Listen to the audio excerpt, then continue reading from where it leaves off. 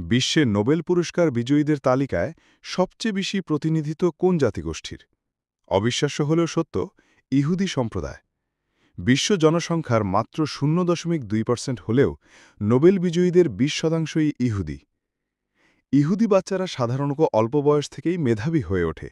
এটা কি কেবলই জেনেটিক্স, নাকি এর পেছনে আছে সংস্কৃতি, শিক্ষা ও পারিবারিক মূল্যবোধের এক গভীর রহস্য? আসুন জানি, কেন ইহুদি শিশুরা এত মেধাবী। পয়েন্টস নাম্বার 1, পরিবারের শিক্ষার প্রতি গভীর গুরুত্ব। ইহুদিদের সমাজে শিক্ষাকে পবিত্র দায়িত্ব হিসেবে দেখা হয়। শিশুর জন্মর পর থেকেই তাকে পড়াশোনায় আগ্রহী করে তোলা হয়। বাবা মায়েরা ছোটবেলা থেকে বই উপহার দেন, গল্প বলেন এবং প্রশ্ন করতে উৎসাহিত করেন।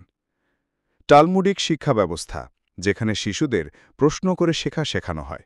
শুধু মুখস্থ না, বরং বিশ্লেষণ করা, যুক্তি দিয়ে ব্যাখ্যা করা এবং বিতর্ক করার মাধ্যমে শেখা হয়। পয়েন্ট নাম্বার 2, ঐতিহ্যগত চিন্তা করার সংস্কৃতি। ইহুদি সমাজে প্রশ্ন করাকে উৎসাহিত করা হয়।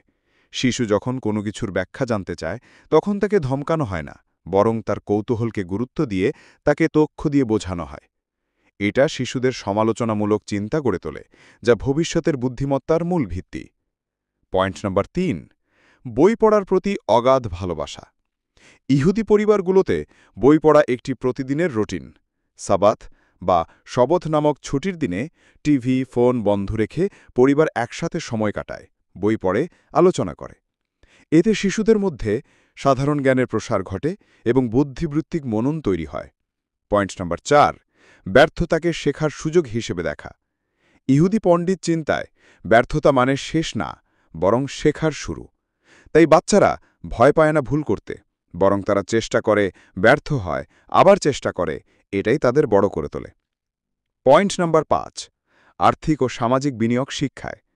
ইসরায়েলে প্রতি বছর বাজেটের বড় একটি অংশ বরাদ্দ হয় শিক্ষা খাতে। গবেষণা, বিজ্ঞান, প্রযুক্তি সবখানেই শিশুদের আগ্রহ তৈরি করা হয়। স্টেম শিক্ষা খুবই প্রচলিত: science, tech, engineering, math. Point number 6, genetics বা বংশগতি, এক বিতর্কিত দিক। কিছু গবেষণা বলছে শত শত বছর ধরে শুধু ধর্মীয় পণ্ডিত এবং বুদ্ধিজীবীদের মধ্যে বিয়ে হওয়ায় একটি নির্দিষ্ট মেধাবী জিন প্রজন্ম থেকে প্রজন্মে চলেছে। তবে এই দিকটি বিতর্কিত এবং একে কেবলমাত্র মেধার উৎস বলা বিজ্ঞানসম্মত নয়।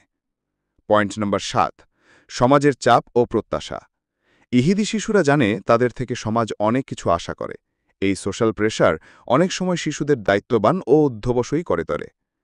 সর্বশেষ একটা কথা না বললেই নয়, আর সেটা হলো তাদের শিক্ষা ব্যবস্থা, পারিবারিক পরিবেশ, মূল্যবোধ ও ঐতিহ্য সব মিলে তৈরি করে এক মেধাবী প্রজন্ম।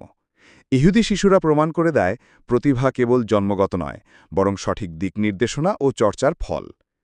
আপনি কি চান আপনার শিশুও হোক মেধাবী? তবে এখনই শুরু করুন। তাকে প্রশ্ন করতে দিন, বই পড়তে দিন, শেখার আনন্দে ভরিয়ে তুলুন। আজ এ পর্যন্ত। ভালো থাকুন, সুস্থ থাকুন, সুন্দর হোক আমাদের আগামী।